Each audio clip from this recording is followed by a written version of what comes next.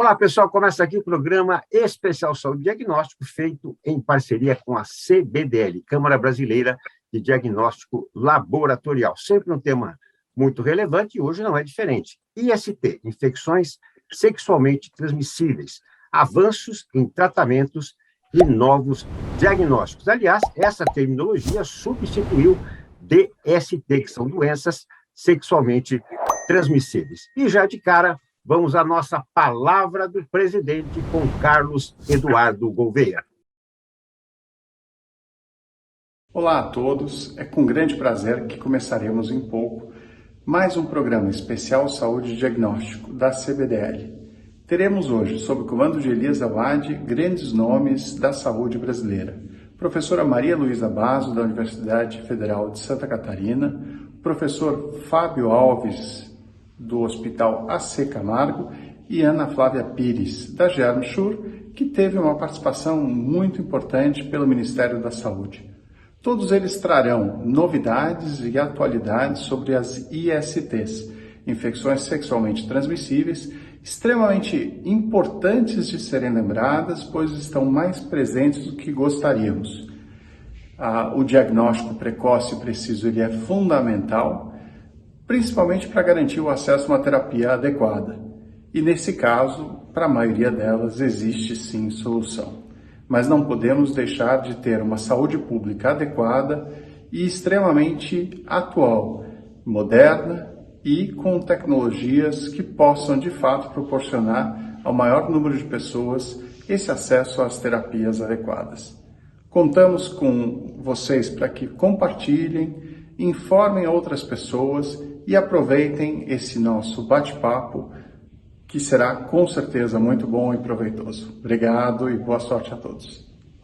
Muito bem, obrigado, Carlos Gouveia. E quando dizemos que esse programa é feito não apenas para você, mas sim por você, nós buscamos apresentar que não medimos esforços para realizá-lo e levar até você, então, temas relevantes da área da saúde. Certamente você não sabe, mas eu vou contar um segredo aqui. Esse programa foi gravado num domingo à noite, às 8 horas da noite. Para você ter ideia, a doutora Maria Luísa Basso esteve viajando, né, justamente por um projeto educacional dela, e abriu mão na agenda, né, abriu mão do descanso para poder estar aqui com a gente neste domingo à noite, e o programa, claro, vai ser veiculado em outros horários. Já a Ana Flávia Pires é extremamente comprometida e se privou de alguns momentos com a família, atrasou a pizza também, né, Ana? Atrasou a pizza para nos ajudar nesse tema. E o doutor Fábio Alves passou a semana toda fora, em congresso, palestras, e mesmo assim deu sinal verde para a participação no especial Saúde e Diagnóstico. Tem mais, hein? O Carlos Eduardo Gouveia está de férias com a família, nosso presidente executivo da CBDL, e mesmo assim, viagem internacional, abriu um espaço para poder, então, deixar sua mensagem para todos nós. Por isso, eu digo para vocês que o Especial Saúde Diagnóstico é feito não só para você, e sim por você. Eu aprendi que o jornalismo não tem hora para uma boa informação, e a área da saúde, certamente, também não tem hora para cuidar das pessoas. Então, mais uma vez, muito obrigado, professora doutora Maria Luísa Basso, muito obrigado, Ana Flávia Pires, e muito obrigado, doutor Fábio Alves. E já nessa apresentação inicial, eu vou trazer a professora doutora Maria Luísa Basso, farmacêutica com mestrado em imunologia e doutorado em microbiologia. Ela é professora da Universidade Federal de Santa Catarina e coordenadora do Laboratório de Biologia Molecular, Microbiologia e Sorologia, e atua em diagnóstico e pesquisa de sífilis e outras IST, ou ISTs. Muito obrigado, doutora Maria Luísa Basso, por estar conosco. Eu gostaria já que a senhora pudesse fazer uma introdução do nosso tema. Seja bem-vinda. Muito obrigada, Elias, pela oportunidade de falar um pouco de IST e diagnóstico. Vocês têm falado bastante no canal dos testes rápidos, é um tema recorrente, né? E já são muito bem aceitos no Brasil os testes rápidos para HIV, sífilis, hepatite B e C, a gente conhece bem, trabalha com controle de qualidade deles. E hoje eu queria introduzir outros 4 patógenos causadores de IST, que são hoje uma preocupação entre as políticas brasileiras de dar acesso ao diagnóstico para que a gente conheça e possa tratar etiologicamente os sintomas e as queixas das pessoas que vão ao médico procurar ajuda com uma queixa de IST ou qualquer desconforto geniturinário, né? Então, eu trago aqui como tema a Chlamydia trachomatis, que é realmente a primeira bactéria causadora das ISTs.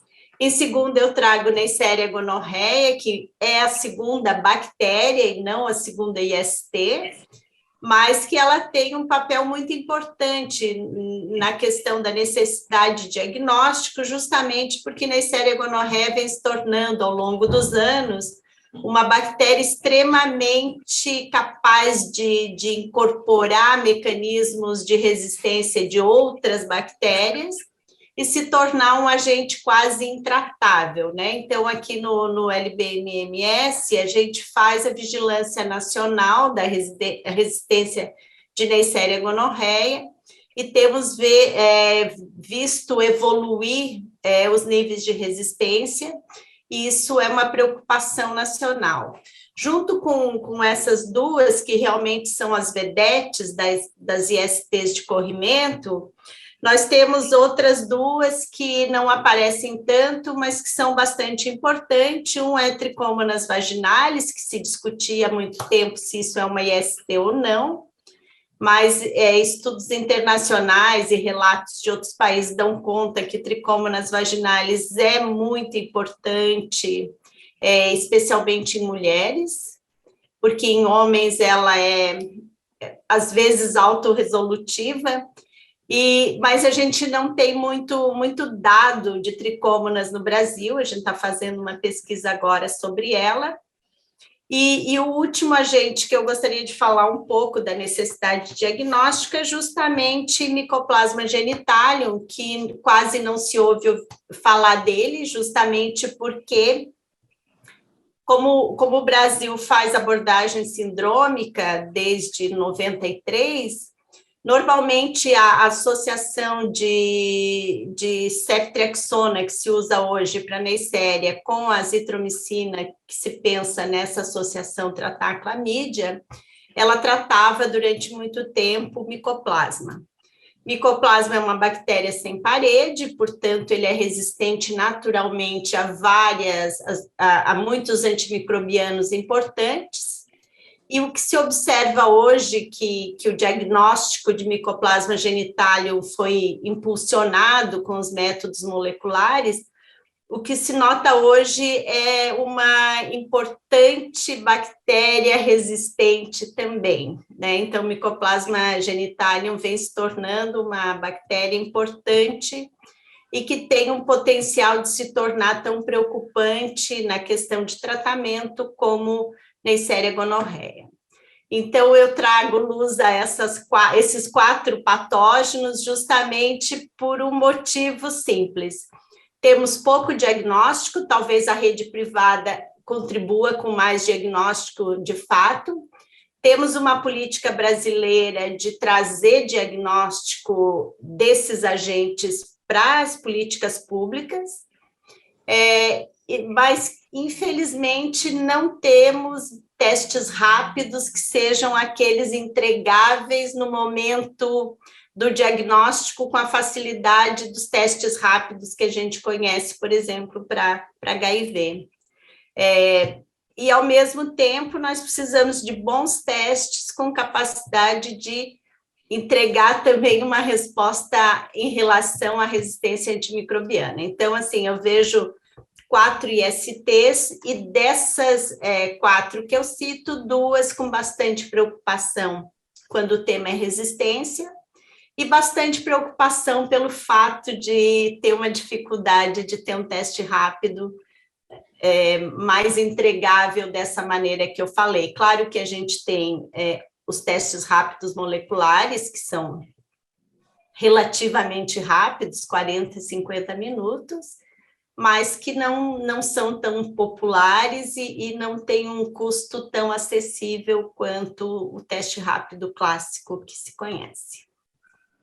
Muito obrigado, doutora Maria Luísa, e você já traz, né, apresenta a importante situação do tema, que é, né, o diagnóstico laboratorial como o aliado no combate, né, a essas doenças.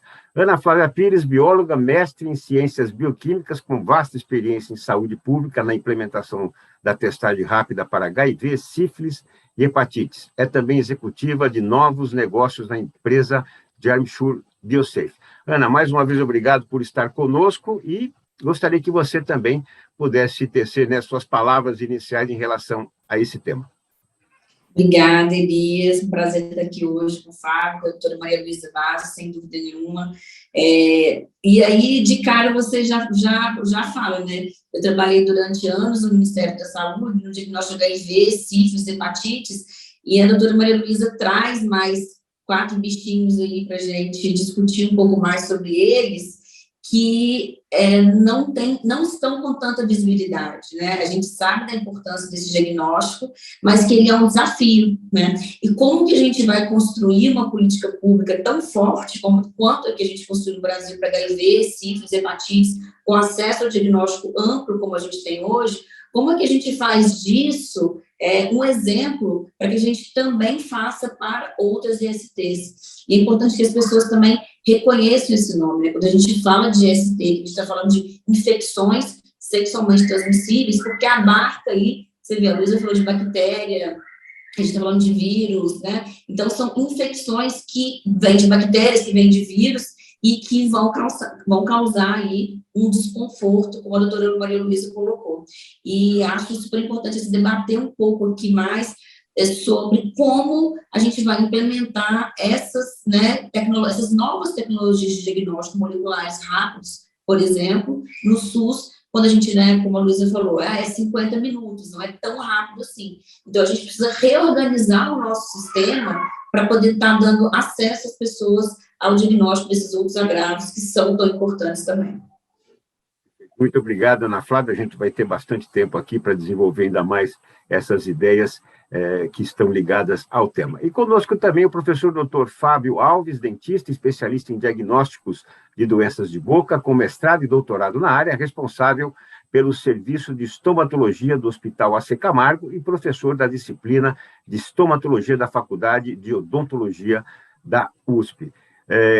Também registro aqui, né, o meu carinho, minha admiração pelo professor Dr. Fábio Alves, né, um profissional brilhante, um ser humano na acepção da palavra. Então, Fábio, obrigado também por abrir espaço na sua intensa agenda para poder abordar esse tema, junto com a doutora Maria Luísa e a Ana Flávia. E eu gostaria já que, nas suas palavras iniciais, primeiro você trouxesse um pouco também, né, do Júlio Verde, explicando um pouco o que é o Júlio Verde e também o que é estomatologia, para quem desconhece um pouco, porque nós temos também entre o nosso público alguns leigos, né, e também discorresse um pouquinho sobre IST. Muito obrigado por estar conosco. Boa noite, Elias. Boa noite, Maria Luísa, Ana Flávia, os colegas que estão aí. Boa noite para todos, né? E, então, vamos começar por estomatologia. O termo estomatologia é o profissional da odontologia que faz o diagnóstico das doenças da boca, né? De uma forma geral, qualquer tipo de doença da boca, né, tem a especialidade da estomatologia, que, em geral, né, ele vai diagnosticar e também tratar a maioria das doenças da boca. O Júlio Verde, como muito bem lembrado aí pelo Elias, né, é o mês sobre o câncer de cabeça e pescoço, né? Então, é desconhecido por muitas pessoas, né, mas a boca tem câncer. Para vocês verem a importância, né, é o 5º tipo mais comum nos homens e o 8º tipo de câncer mais comum nas mulheres, né? E especificamente no assunto que a gente está tratando hoje, né, antes de iniciarmos aí, a doutora Maria Luísa até perguntou sobre o HPV, né? Então, nós estamos tendo cada vez mais cânceres na região, principalmente posterior da boca, nós chamamos de palato mole, e também amígdalas, né, relacionada a esse tipo de vírus, né, principalmente a dois tipos, o HPV-16 e o HPV-18, né. Então, esses vírus são responsáveis por um grande número de câncer, né, e não pacientes idosos, né, pacientes jovens. A gente tem visto pacientes jovens, né, tendo câncer de boca, e principalmente nessas regiões que eu havia mencionado, relacionado a esse vírus HPV. Então, nesse mês, né, é o mês da gente divulgar, da gente conhecer, da gente tentar mudar o cenário brasileiro, né? Hoje, cerca de em torno de 70% dos pacientes, o câncer de boca ele é diagnosticado em fase avançada, né? Então, ou seja, nós só conseguimos fazer o diagnóstico precoce em 30% dos pacientes. E a importância do diagnóstico precoce está diretamente relacionada com o prognóstico da doença, ou seja, a sobrevida do paciente. Quando a gente faz o diagnóstico precoce, a chance de cura desse paciente é acima de 90%. Ao contrário, nos pacientes que têm câncer avançado, a chance de cura é abaixo de 40%. Então, nós precisamos realmente mudar esse cenário, né? Nós temos no Brasil, de acordo com as estatísticas, né, do Instituto Nacional do Câncer, né, que fica no Rio de Janeiro, onde recebe todas as estatísticas brasileiras, né, e faz a compilação de dados e nos fornece, mostra que nós temos em torno de 15 mil casos novos por ano. E o mais triste, mais de 7.500 pessoas vão a óbito por ano, né, por câncer de boca. Então, é uma doença, vamos falar assim, silenciosa, que poucos conhecem, não tem um sintoma tão marcante inicial, mas que quando o paciente percebe ou o profissional faz o diagnóstico, ele já está assim no estágio mais avançado. Eu gostaria também, doutor Fábio, que a doutora Maria Luísa e a Ana Flávia falassem um pouco sobre isso, mas aproveitando um gancho que você deu, doutor Fábio, sobre o diagnóstico, né, poder fazer um exame laboratorial até para detecção precoce disso, né? Isso é feito como se fosse um exame de rotina ou qualquer alteração de boca já é passível de se submeter a um tipo de exame? Que tipo de alteração que a pessoa sentindo na boca já pode recorrer a um laboratório ou a um médico para buscar, então, esse tipo de exame laboratorial específico? De uma forma geral, todos nós deveríamos passar com um dentista pelo menos uma vez ao ano. A gente, às vezes, recomenda 2 vezes ao ano, né? Mas pelo menos uma vez ao ano, para que qualquer alteração na cavidade oral, não só nos dentes, né, mas principalmente nas mucosas, né, possa ser observado. Mas o paciente, o que ele pode sentir de forma assim que tenha que levar a ele a procurar um profissional? Qualquer alteração de cor da mucosa bucal, principalmente manchas brancas, manchas vermelhas, úlceras, né, feridas na boca que não cicatrizam, né? É muito importante a gente diferenciar de aftas, né? Que aftas também são feridas, só que são extremamente doloridas, né, e vão cicatrizar entre 7 e 10 dias. Então, se perceber que tem feridas que não cicatrizam em mais de 10 dias, deve procurar um profissional, um dentista, para que possa fazer o diagnóstico, e mais especificamente um estomatologista. Tem um caso muito interessante aí, reforçando aí que a Ana Flávia comentou aí dos testes rápidos, né, principalmente para sífilis. Não sei se todos vocês, ou digo assim, a população de uma forma geral, mas na boca a sífilis é relativamente comum, né, principalmente a sífilis secundária. Nós podemos ter as 3 fases da sífilis na boca, né? Primária, secundária e terciária. Terciária é muito mais raro, né? Felizmente, a gente não tem visto, né, pacientes com sífilis terciária. Mas a sífilis secundária, com muita frequência, eu diria que a doença ressurgiu, né, nos últimos 10 anos, e a gente tem visto alguns casos. Mas um caso bem marcante, né, como você mencionou, eu trabalho na Faculdade de Odontologia da USP, nós temos uma clínica específica de diagnóstico das doenças de boca, e uma moça de 22 anos chegou na faculdade com múltiplas lesões na boca e nós suspeitamos de sífilis, né? Era por volta de 9 horas da manhã, aí conversamos, fizemos todo, né, o processo de diagnóstico, explicamos para essa moça, e perto da USP tem um centro que faz os testes, né, para essas doenças rápidas, né? Ela conseguiu ir no posto, fazer o teste rápido e voltou mais ou menos 11h30, já com o diagnóstico confirmado de sífilis. Sendo assim, nós conseguimos, né, muito rapidamente, em menos de, diria, 3 horas, encaminhar essa moça para o infectologista, iniciar o seu tratamento, né, que eu acho que é extremamente importante, todas as orientações, e com certeza iniciar o tratamento muito rápido. Muito bom. Doutora Maria Luísa, tinha um ditado antigamente que dizia que de médico e louco todo mundo tem um pouco, né? Então, qualquer coisa que a gente sentia, o outro já sabia o que tinha que tomar, né? A dosagem, enfim, né? Realmente, nós demoramos muito para procurar médicos, dentistas, profissionais da área da saúde, ou mesmo para fazer esse acompanhamento semestral, anual, e também gostaria que a senhora discorresse em cima do que o doutor Fábio trouxe para nós. Boa tarde. Bom, retornando aqui, desculpa, gente, retornando um pouquinho, realmente o que o doutor Fábio trouxe é um assunto muito importante, porque o câncer de cabeça e pescoço, ele tem uma participação de HPV, o HPV é uma IST, mas a gente também tem o câncer de colo de útero, menos o masculino, de pênis, mas a gente tem muito câncer de colo de útero tratado, que é consequência de infecção por HPV de alto risco, algum deles. Claro, no Brasil tem muito 16, tem muito 18, mas existem outros HPVs também de alto risco. E uma das coisas importantes em relação ao HPV é tempo de exposição ao vírus, né? E esse tempo de exposição ao vírus vai causando algumas lesões por resposta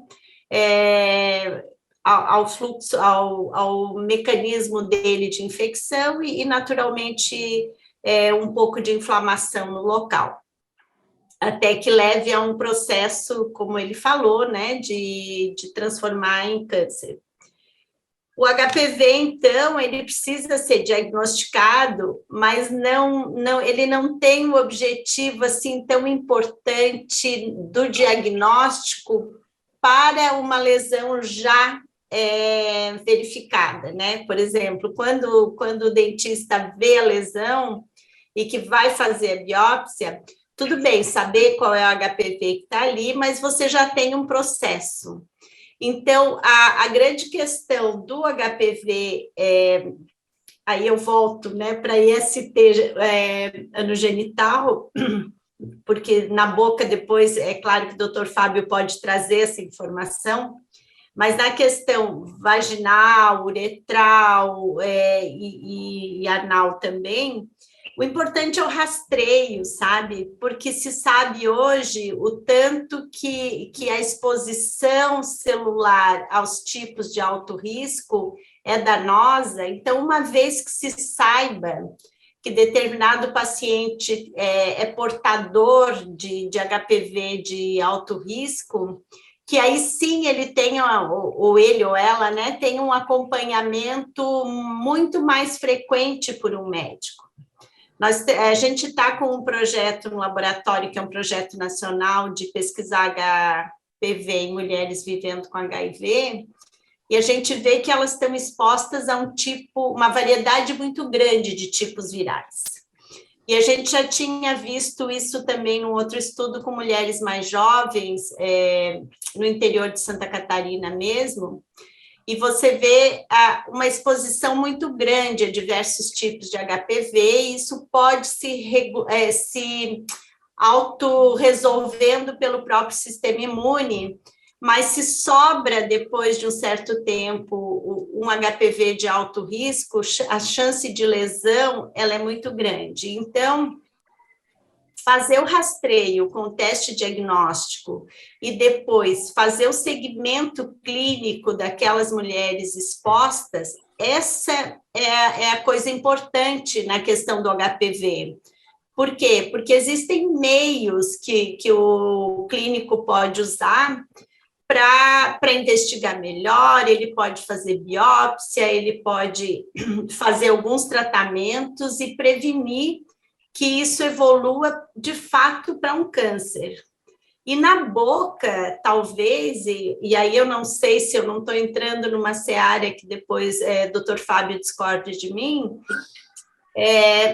a participação de sexo oral talvez tenha uma relação com essa exposição a HPV de alto risco, da mesma forma que a gente vê a exposição a sexo oral como importante, por exemplo, em Neisseria gonorreia, porque a Neisseria gonorreia é uma bactéria que vai conseguir viver na orofaringe sem fazer doença, mas que vai estar em contato com outras neisserias que são da microbiota da orofaringe. E ali ela troca mecanismos de resistência, porque ela vai incorporando DNAs de outras bactérias. Então, também a gente tem que pensar, quando está pensando em práticas de saúde pública voltadas ISTs, que a gente não pode absolutamente ter preconceito e que algumas populações, elas precisam ser olhadas muito mais de perto, porque tem umas populações com uma exposição maior e digamos, economicamente muito importante, além da questão pessoal, de cuidar da saúde das pessoas, como política de saúde pública, é muito importante que se invista nesse tipo de prevenção, porque acho que o doutor Fábio vai poder falar, o tratamento de um tumor de boca não é uma coisa simples, não é uma coisa tranquila, muito dolorido, extremamente desagradável normalmente para o paciente, também para a sua família. E são tecidos moles muito, muito difíceis de manejar, além do que a boca já tem aí uma microbiota também que não favorece, né? Porque tem muita bactéria ali. Então, incluir esses métodos diagnósticos é importante do ponto de vista de saúde pública, assim, da forma como eu entendo. Um alerta muito importante. E antes do doutor Fábio dar prosseguimento, né, a isso que a doutora Maria Luísa colocou, Ana Flávia, o que é que você gostaria de acrescentar? E também, né, nós já abordamos aqui em outros programas sobre autotestes, testes rápidos, né, na linha de IST. Quais são as doenças que hoje a gente já pode detectar por autotestes ou testes rápidos? Aí vou até te responder de trás para frente, ficou fácil, porque autoteste hoje a gente só tem de HIV, né? E a OMS, inclusive, tem trabalhado bastante, indicado que se inicie, que os países comecem a se movimentar com o autoteste de sífilis. Mas aí eu preciso deixar também aqui um recado importante, que é um pouco disso que a Luísa falou. Nós temos populações específicas que precisam de ter um olhar mais profundo sobre a necessidade desse diagnóstico para essas pessoas, né? Então, o Ministério da Saúde hoje, ele distribui o autoteste de HIV, por exemplo, e tem mostrado que é uma resposta muito efetiva quando você leva esse autoteste para uma população que realmente está mais no risco ali de ter essa ST, que no caso aqui a gente está falando do HIV. Então, hoje a gente só tem o autoteste de HIV, a OMS tem colocado para que se trabalhe o autoteste de sífilis, mas a gente precisa de uma política pública para trabalhar esse tipo de teste para ele ser economicamente efetivo, né? Mas o doutor Fábio, falando sobre esse caso da sífilis, enfim, né, do câncer de boca, eu observo como que é importante a gente ter mais possibilidades de diagnóstico em vários lugares. Então, ele colocou um caso de uma pessoa que estava sendo atendida por um dentista, precisou sair dali para ir até um outro serviço de saúde, para fazer um teste rápido, para voltar a ter o diagnóstico. Então, você imagina, e se a gente tivesse o teste ali, né, naquele lugar, para que fosse feito o diagnóstico? É claro que, como a Luísa colocou, o ideal é que essa pessoa não chegue neste lugar, né, já com alguma coisa na boca visível, né, que a gente consiga fazer o rastreio antes. Mas eu entendo que uma política pública ela vai sendo construída com diversos olhares e para diversos momentos. Então, se você tem uma pessoa com um diagnóstico tardio, como esse que está chegando, né, já aí no dentista com uma úlcera na boca, você tem a possibilidade de um diagnóstico ali. Mas é claro que a gente precisa fortalecer para que essa pessoa não chegue nesse estágio tão avançado, e que aí o doutor Fábio, né, pode colocar como que se dá, né, esse tratamento nesse momento, e da importância da gente se diagnosticar o mais precoce possível. Fábio, então, as suas explicações em cima do que a doutora Maria Luísa e a Ana Flávia colocaram, e uma pergunta também. O preservativo masculino, ele talvez seja o mais utilizado, né? O feminino talvez menos, né? O preservativo bucal, então, quase não se utiliza. Olha, é muito pouco utilizado, né?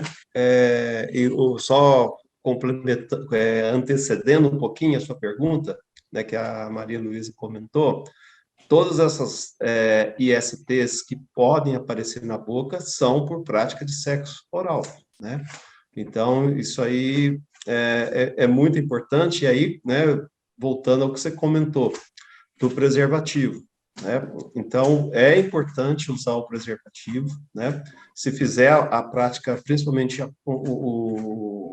quem tem vários parceiros, né, tem que se proteger, né? Não só durante, vamos falar, o ato sexual convencional, mas durante o ato sexual de sexo oral, precisa se proteger. E é comum as pessoas acharem que não tem problema, né? Que não vai se contaminar dessa forma. Mas pode que não vai pegar HIV, né, doutor Fábio? As pessoas falam assim, não vou pegar HIV, então não tem problema, né? Tá liberado. Exato. O grande problema é o HIV. As outras doenças parece que não importam, né? Exato. E não é bem assim, né? Exato. Não é bem assim. Do que ainda, desculpa, só para não perder o gancho, e além do que tem ainda, tantos anos depois, se pensa em camisinha para evitar a gravidez e não para evitar uma IST. Perfeito, né? Então, né, retornando assim, vamos falar do nosso debate, né? As práticas de sexo oral com múltiplos parceiros, né? Isso aí a prevenção é fundamental, né? E com relação ao tratamento do câncer, realmente é um tratamento longo, né? Muitas vezes pode ser mutilante, né? Com cirurgias que vai perder parte da mandíbula, parte da maxila, parte da língua, né? Só reforçando, a língua é o principal local de câncer de boca. Então, né, atenção, né, às lesões na língua. A gente tem que estar sempre... Pode ter qualquer lugar da boca, mas a língua é o principal local acometido, né?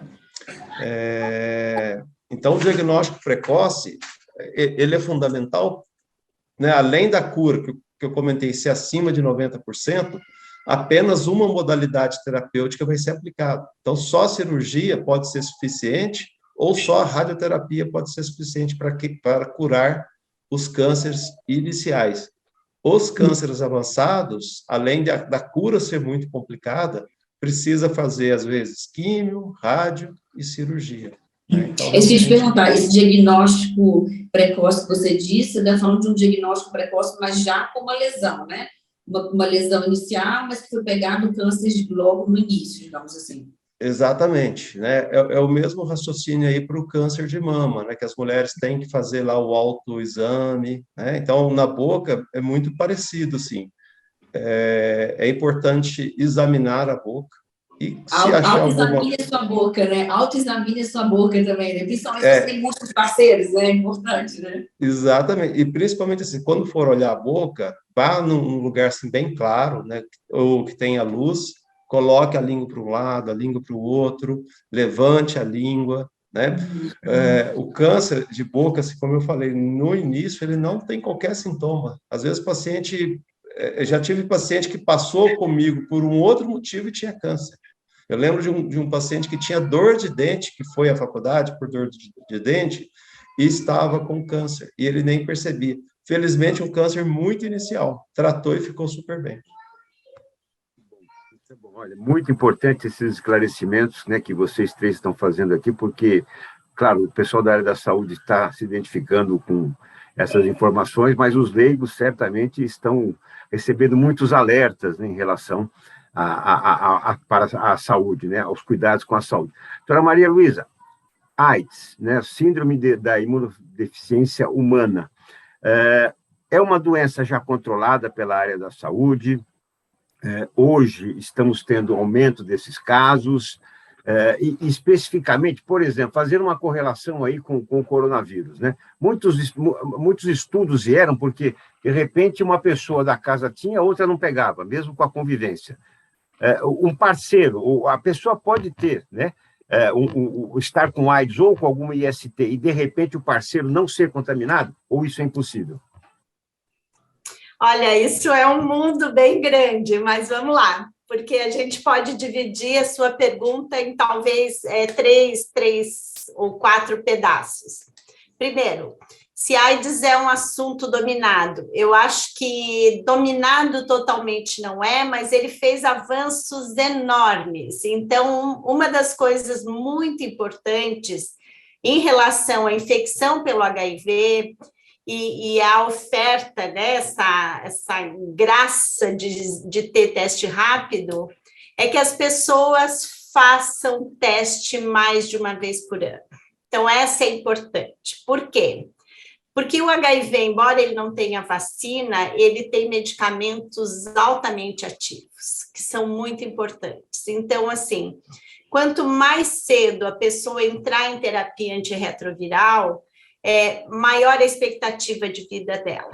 E isso é muito importante. Por quê? Porque se a pessoa diagnostica sua infecção pelo HIV no começo, ela consegue, de fato, com o antirretroviral, não ter uma diminuição importante das suas células CD4, consequentemente, ela vai ter um sistema imune preservado. Então, isso é muito importante. Então, essa é a primeira coisa.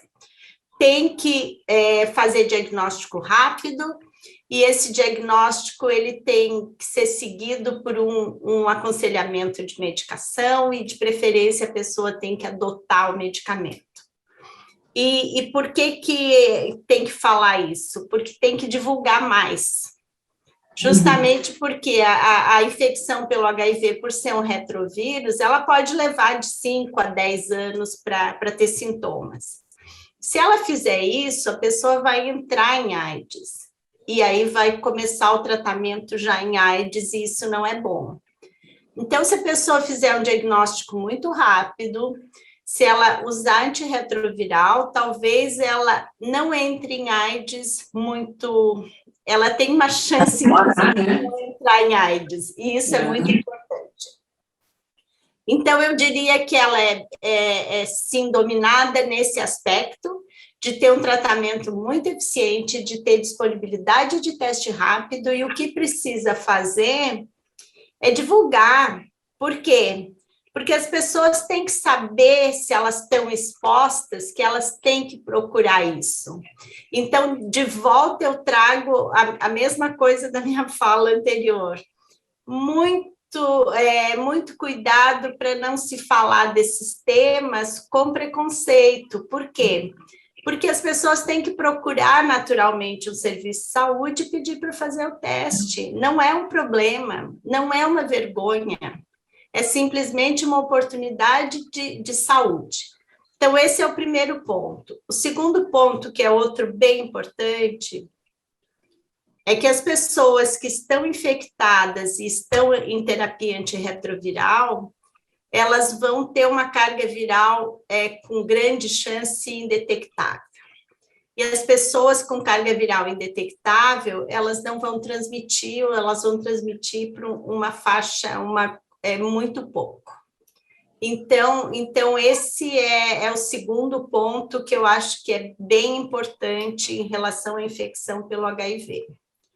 A segunda coisa é que nós temos também populações muito expostas, que elas precisam ter atenção, e elas vêm tendo atenção, e qualquer um de nós na área da saúde, e esse é meu ponto de vista, e eu dou aula para uns alunos, Fábio, da Odonto, e eles não gostam muito de falar de IST, mas eu fico tentando trazer esses temas para Odonto, e eles ficam pensando, o que essa doida está falando em sífilis para mim, né? Porque são muito jovenzinhos ali.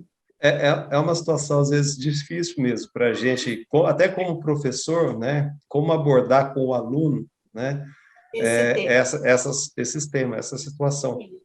Essa garota de 22, essa moça de 22 anos que eu comentei, ela estava com o pai na consulta.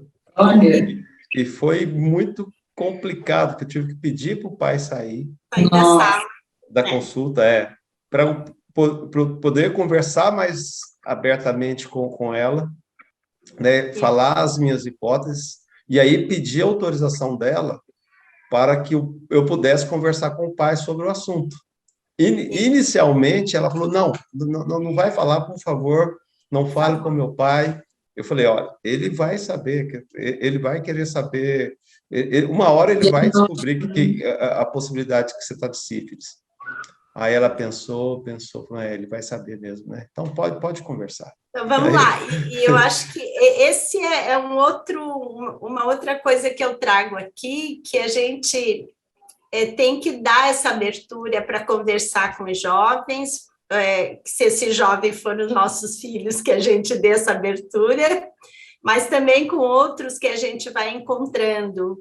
E ainda, para fechar, talvez, não sei se complemento completamente a sua pergunta, Elias, mas também dizer que, assim, todo profissional de saúde, qualquer um de nós aqui, então, ao encontrar uma gestante, ao ver uma gestante em serviço, que fora de serviço de saúde, é importante ver se essa pessoa está fazendo pré-natal.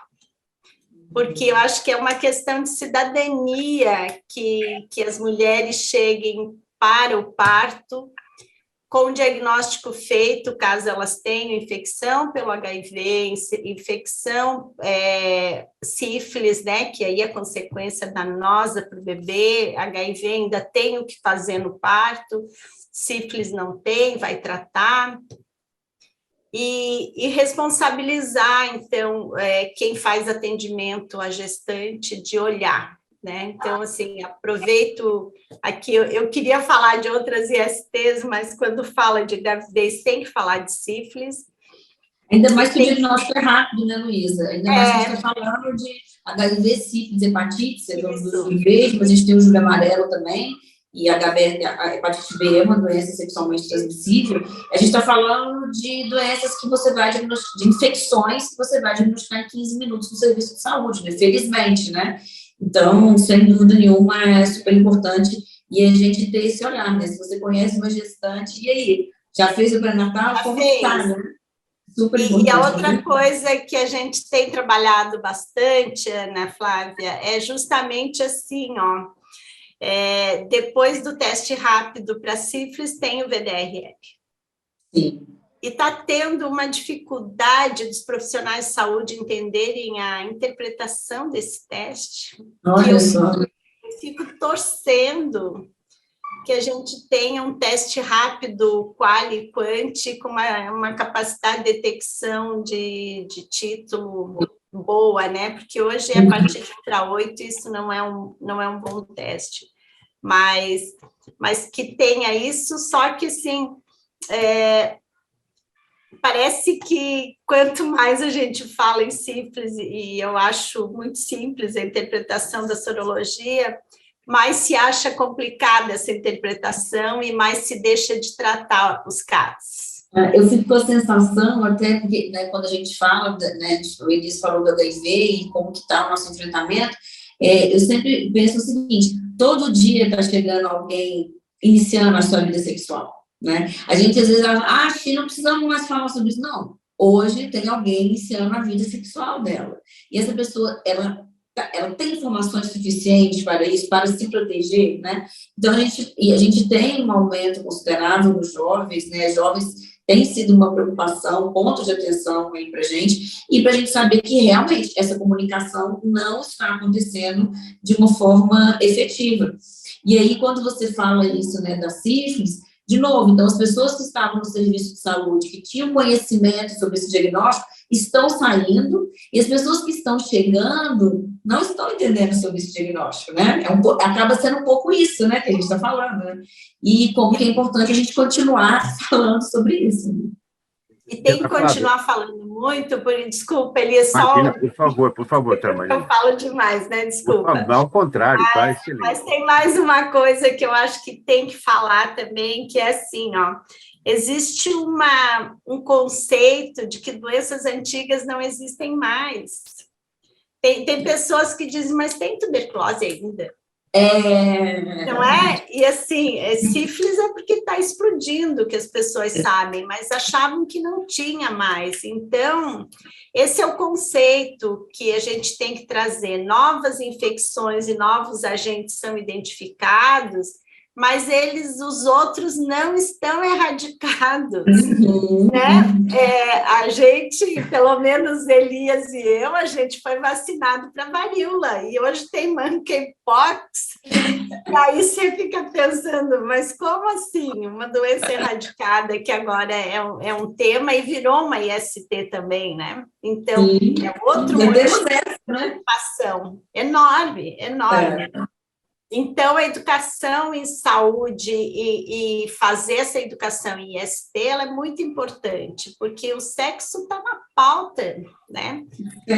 Nunca sairá de pauta, eu acho. Nunca saiu de pauta, não é?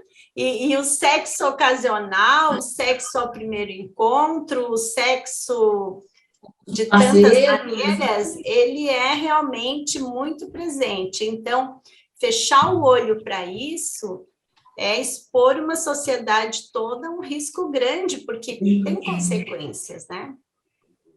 E a diversidade de parceiros também, né, que é um fator que aumenta, sem dúvida alguma. Ana Flávia, antes do doutor Fábio também dar prosseguimento nessa ideia, você teve no Ministério da Saúde, quando a gente fala em políticas públicas, né, você teve o olhar lá de dentro.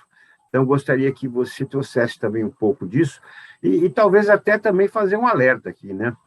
Para personalidades, veículos de informação, as televisões, as rádios, os jornais, né, os blogs, enfim, todo mundo pode fazer uma campanha, não precisa esperar dinheiro do governo para poder fazer uma campanha contra IST, contra tantas, né, tantas calamidades, situações aí da saúde, entre outros fatores, né, pobreza, enfim, fome, miséria. Então, qual é o olhar que você observou lá de dentro do Ministério da Saúde sobre IST? A gente vai ter que pensar, né, como você falou, não desesperar um dinheiro. A gente vai falar de educação sexual, né? E é um tema complexo, controverso, que as pessoas têm muita dificuldade de entender o que é essa educação sexual, do que a gente está falando aqui quando se fala disso, né? Você está estimulando que as pessoas façam sexo, né? Não, a gente está ensinando as pessoas a que essas infecções, elas existem, né? E como você vai se proteger delas ao momento em que você tiver uma relação sexual. Porque o que acaba que as pessoas se esquecem é que sim, as pessoas vão ter relações sexuais, né? E parece que é uma coisa que está muito distante da gente, e na verdade está muito próximo, né? Se você tem um adolescente em casa, ele perfeitamente pode estar iniciando a vida sexual dele. Então, a gente precisa ter este olhar para isso, né? E é o que nos falta um pouco, né? Acaba sendo isso que acaba nos faltando. E a nossa comunicação, né? Como que a gente vai se comunicar com esse jovem hoje em dia, que é uma grande preocupação, né? Como que esse jovem fala? Como é que ele fala camisinha? Como colocar camisinha? Como é que você convence, porque é um convencimento, né? Dele se proteger. E aí, como que é importante, né? Você perguntou o meu olhar de quando eu estive no Ministério, o que eu mais trago hoje é como que é importante a prevenção combinada, né? Que é o quê? O uso da camisinha, é o que a gente, né, pro HIV, eu falo muito do HIV, que é o que mais existe, né? Mas a PEP, que é, né, a profilaxia pós-exposição, a PrEP, que é para pessoas que têm múltiplos parceiros, a gente precisa precisa falar sobre isso. Existem pessoas que têm múltiplos parceiros, e essas pessoas vão fazer uso de PrEP, de camisinha. Se a pessoa é HIV positivo, está em tratamento, ela tem uma carga viral detectável para ela não transmitir. Então, o olhar da saúde pública, ele precisa sempre vir de uma prevenção combinada, né? Ela não pode ser um olhar assim, é só testar, é só vacinar, Não, é um conjunto de coisas. E a gente precisa sempre estar olhando para essa política e atualizando essa política. Como o Ministério fez para o HIV, com a inclusão dos autotestes, a partir dessa inclusão, para qual população esse autoteste ele é mais economicamente importante, digamos assim, ou seja, o que a gente fala? Que se você está fazendo uma ação em que você está gastando 1.000 testes e pegando nenhum positivo, não, você não está fazendo a coisa certa. A gente vai precisar falar sobre isso agora, né? Você está fazendo 1.000 testes e você está pegando 10, 15 positivos, você está testando as pessoas certas. A gente precisa ter um olhar agora diferente, não é? Olha, eu fiz 1.000 testes, ninguém deu positivo. Não, então você está testando as pessoas erradas. Você precisa testar as pessoas certas, né? E é um pouco disso que a gente precisa começar a falar agora para ampliar e melhorar cada vez mais as nossas políticas públicas. E o doutor Fábio, né, colocou dessa menina que foi com o pai para fazer o diagnóstico. Eu já passei por uma situação num evento, né, fazendo testagem, em que a pessoa não queria se testar.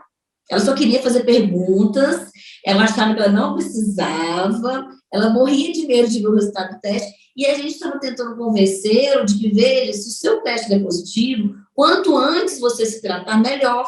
Você vai viver melhor, você tem mais chance de prolongar, né, a entrada em AIDS. Hoje os medicamentos são muito bons, o tratamento é muito importante. Então, você ainda tem esse estigma da pessoa se diagnosticar. Então, a gente tem muito trabalho de comunicação para fazer, é um tema que não sairá de pauta e que cada vez mais a gente tem profissionais de saúde engajados nesse tema. E tem um alerta aqui que vocês duas passaram que é importante, né? O preservativo tem que ser chamado popularmente de camisinha, né? Que aí fica numa linguagem mais fácil de ser entendida. Exatamente. É camisinha mesmo, tá certo. Parabéns para vocês dois. Doutor Fábio, o que é que você gostaria de agregar, de acrescentar em cima do que tem sido discutido? E olha, como uma última colocação minha, problemas rotineiros, né, da área bucal, gengivite, cárie, isso tudo facilita a contaminação? Sem dúvida, né? A gente fala que a boca saudável, né, não só dente, mas mucosa saudável, é muito importante na prevenção de doenças também, né?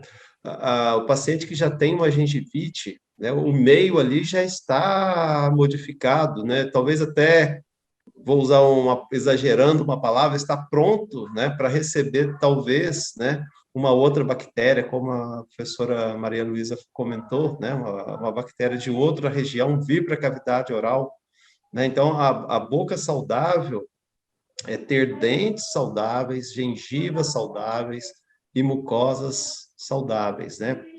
E uma parte importante dessa conversa nossa, que foi também já comentado, é sobre o paciente ser HIV e ele ter a doença AIDS, né? Muitas vezes o diagnóstico de AIDS é feito por uma manifestação na boca, né? A candidíase oral talvez seja a primeira manifestação da doença AIDS. Olha que é importante ter o teste rápido nos consultórios odontológicos. Sem dúvida. Não é? Olha que dado interessante que você comentou aí. Nos Estados Unidos, a vacina contra HPV, ela é aplicada nos consultórios odontológicos. Também nos consultórios, também, não só nos consultórios. Lógico, você tem que ampliar o acesso, né? A gente tem que ampliar o acesso das pessoas, né? A gente tem que pensar em ambientes de saúde. Exato. E o consultório odontológico é um ambiente de saúde e tem uma outra característica. Ele dá um atendimento privativo. Né? Exatamente. Você tem um paciente por vez, o aconselhamento é muito mais fácil, é muito mais efetivo. A pessoa se sente menos exposta, né? Eu estou indo no dentista, né? Se sente menos exposta. Dentista tem realmente um papel de saúde pública importante, seja num consultório privado ou uma clínica pública. é um papel de saúde pública, porque muitas vezes as pessoas não vão aos postos de saúde, não vão aos médicos, às vezes pacientes de alto poder aquisitivo vão aos médicos, os médicos não pensam que a pessoa tem sífilis. Então existe também um preconceito ao contrário, né, ou quem pode ter essa doença e quem não. E talvez o dentista seja o profissional que, de fato, dedica bastante tempo ao paciente, porque vai fazer um atendimento, normalmente o dentista conversa muito, né? Pode ajudar muito. Exatamente, a gente conhece bem os pacientes, né? Por ter, assim, várias visitas, né? Então, realmente é uma boa oportunidade de investigar várias doenças, né? E reforçando, muitas doenças sistêmicas, né? Podem ter manifestação na boca. Por exemplo, diabetes. A gente vê o diabetes, né?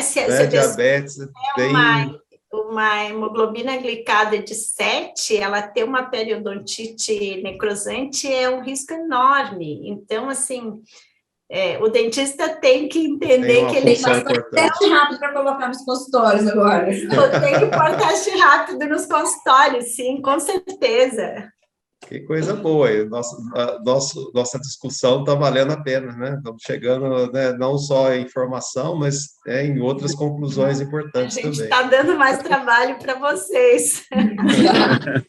Mas o Elias, você colocou também essa coisa até falar um pouquinho para o Fábio complementar, mas sobre o diagnóstico do HPV, eu acho que a gente tem um desafio muito grande, e né, a Luísa também tem experiência nisso, porque você vai numa consulta, aí você volta, aí você tem que ir no outro médico para fazer a coleta, então, assim, são muitas idas e vindas para você conseguir diagnosticar, né? E eu sempre penso, assim, num projeto que envolvesse farmácias, ou que envolvesse os consultórios odontológicos, em que você pudesse ter um autocoletor, em que a mulher pudesse fazer uma autocoleta, né? Diferente do autodiagnóstico, né? Mas você já, pelo menos, amplia o acesso com uma autocoleta, né, para entregar essa amostra numa farmácia, no consultório odontológico, num local de saúde, né? Né, Fábio, como que seria importante isso, a gente conseguir fazer esse diagnóstico da HPV de forma mais precoce possível para evitar esse câncer de boca. E aí, quando vocês olham para esse câncer de boca, se vocês veem algum perfil, né, de idade, de sexo, de condição social, se vocês têm visto alguma coisa nesse sentido. Olha, é bem mais frequente nos homens, né? Aparentemente, as mulheres têm alguma coisa protetora, né? Digamos assim, mas é bem mais frequente nos homens. Não sei se vocês já ouviram, mas eu posso falar aqui que não tem problema nenhum, que ele mesmo é um divulgador do câncer de boca, aquele ator Michael Douglas. Sim, né? Claro, sim. Inclusive, o Júlio Verde, ele é um dos incentivadores do Júlio Verde, né? Porque ele mesmo já fez vídeos comentando da importância, né, do diagnóstico precoce, e no caso dele foi um câncer associado ao HPV. Né? Ele comentando da atividade sexual, né, dos parceiros, tudo, né? Então, ele hoje, né, tratado, está bem, né? Curado, ele é um divulgador sobre esse assunto, né? Então, realmente, isso é super relevante, mas, de uma forma geral, a idade, a gente precisa dividir o câncer de boca relacionado a tabaco e relacionado a HPV. Relacionado a tabaco, sem dúvida, a idade é fundamental, porque, em geral, pessoas acima de 50 anos, né? E aí, fumante, homem ou mulher, pode ter câncer, né?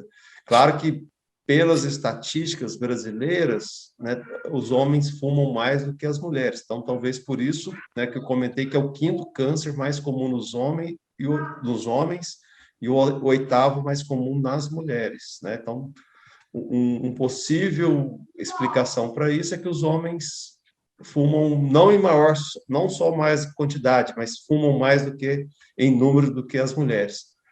E também o HPV, né, que é mais frequente ter o câncer nos homens. Talvez o contágio, né, da prática do sexo, né, seja mais provável que o homem se contamine do que a mulher. Aí porque a mulher, né, como a professora Maria Luísa comentou, o câncer de colo de útero, né, ali talvez seja até um reservatório do vírus, né, um local que o vírus goste de ficar. Mas, Fábio, nós temos uma população HSH bem grande também, e isso pode desequilibrar esse olhar 50% feminino e 50% masculino na população, e eu acho que isso pode contribuir bastante também. Então, seria até interessante fazer um questionário com essa população para entender um pouco das práticas sexuais, que isso ajudaria a esclarecer um pouquinho isso, né? E outra diferença, assim, que eu acho relevante, às vezes a gente não consegue identificar aquela lesão pré-maligna, diferente do outro tipo de câncer, que quase sempre o paciente vai ter, o nome técnico é leucoplasia, mas é uma placa branca que vai ficando vermelha, ulcera e transforma em um câncer. O câncer associado ao HPV, em geral, a gente não vê essa associação de ter uma lesão ali pré-maligna para depois transformar no câncer. Então, o que seria importante aí do teste, né, que a gente comentou, talvez fosse testar a população, né? Eu diria, faz uma investigação sobre parceiros, quantos parceiros têm atividade sexual, e vamos testar, né? Vamos fazer o suavezinho, né? Não acho vocês têm relativamente em colher suave e fazer testagem? Quando eu vejo a lesão, eu faço, sabe? Quando a gente identifica... Eu pensei, e a gente... Podia fazer sistemático um determinado número de pessoas, seria fundamental. Seria você muito bacana, né? E que a gente estava falando de idade, né? Aí sim o câncer associado a HPV numa idade bem mais precoce. Bem abaixo dos 40 anos. Então, bem, vamos falar assim, dividido, né? Cigarro, tabaco e álcool, acima de 50, e HPV um pouco mais baixa a idade. Sim. Pois não. Isso que você falou seria muito legal, né? Ter essa possibilidade de fazer estudos e monitoramentos, né, com o SWAB ali no consultório odontológico, né, ao aparecimento de qualquer, né, mesmo que seja uma afta, né, não importa, mas de qualquer sintoma nesse início, para a gente ter uma ideia do número, né, do que a gente está falando, né, mais amplamente no Brasil até. Seria bem bacana mesmo. Eu quero parabenizar, né, e agradecer a vocês, né, porque realmente esse nível de discussão foi muito alto. Ideias surgiram como essas aqui agora, né, como projetos, né, pode se tornar um grande projeto, sem dúvida alguma, para cuidar e salvar vidas. Então, quero agradecer demais a vocês e certamente nós vamos precisar ter a continuidade dessa discussão, e deu para ver, né, pela extensão, pela profundidade, que ainda tem muito a ser discutido em relação a isso. Então, a gente já vai marcar uma nova conversa depois com vocês. E eu quero agradecer a professora doutora Maria Luísa Basso, muito obrigado, e eu queria que a senhora fizesse suas considerações finais. Olha, eu que agradeço a oportunidade desse debate, realmente foi muito legal ter a primeira vez um dentista incluído, gostei bastante, até pela minha experiência de ficar dando aula de IST para dentistas, e acho que reforça bastante a importância, né, conhecer a prática. Agradeço a Elias e Ana Flávia pelo convite, e fico à disposição. A gente está trabalhando bastante pesado em diagnóstico para mostrar a etiologia, para mostrar o que está acontecendo no Brasil e mostrar um pouco de resistência antimicrobiana. Então, agradeço muito o convite. Obrigada. Agradecemos, o Brasil, a população agradece por esse trabalho brilhante. Ana Flávia Pires, você já é do time aqui, suas considerações finais. Obrigada mais uma vez, Elias, pelo convite. sem dúvida, para a primeira vez também que eu estou discutindo, né, falando de saúde pública com o dentista, e você vê como que é importante, né, como a Luísa colocou, o ambiente de saúde, né, a gente precisa fortalecer cada vez mais isso, né, essa fala, e para trazer o diagnóstico para todo mundo, no momento oportuno. O Fábio colocou muito bem, né? O dentista, ele conhece muito bem o seu paciente, porque é mais de uma consulta que essa pessoa acaba indo. Então, você tem uma possibilidade ali de diagnóstico, talvez não na primeira consulta, mas depois ele retorna e você dá mais uma conversada, e de repente, né, a pessoa entender a importância dela fazer um teste ali naquele momento que você diagnosticar. O diagnóstico, ele é fundamental na prevenção, sem dúvida nenhuma. É diagnosticando que você vai tratar o quanto antes, e tratando o quanto antes você não vai infectar outras pessoas. E a gente precisa fortalecer muito a nossa rede de diagnóstico para os outros agravos.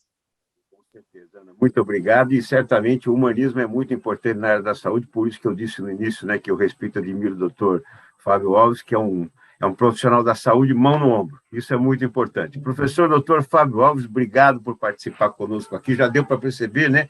As nossas convidadas adoraram a tua participação, assim como nós também adoramos a participação delas. E nas suas despedidas, eu gostaria que, se você deixasse um contato, como nós dissemos, você é professor, né, da faculdade, da disciplina de estomatologia da Faculdade de Odontologia da USP. Existe uma área aberta para a população poder recorrer, poder se apresentar, ter tratamento ali, aonde eles podem recorrer, que tem um site, alguma coisa assim, doutor Fábio? Elias, muito obrigado. Antes eu tinha dificuldade, que eu chamava o Elias de senhor Elias, hoje nem chamei de senhor, foi só Elias, nós nos tornamos amigos, né, Elias? Muito obrigado pela oportunidade, foi um prazer estar aqui com as colegas, com a Maria Luísa e com a Ana Flávia. Acho que essa hora fluiu tão rápido, né, que a gente nem viu passar, né? Foi tão gostosa a nossa conversa aqui, que foi espetacular. Nós temos uma clínica que funciona às quartas-feiras na Faculdade de Odontologia da USP para atendimento à população. Simplesmente chegar na faculdade e falar que quer passar com o estomatologista. Nós atendemos todos os pacientes, ela não tem que marcar, é só chegar.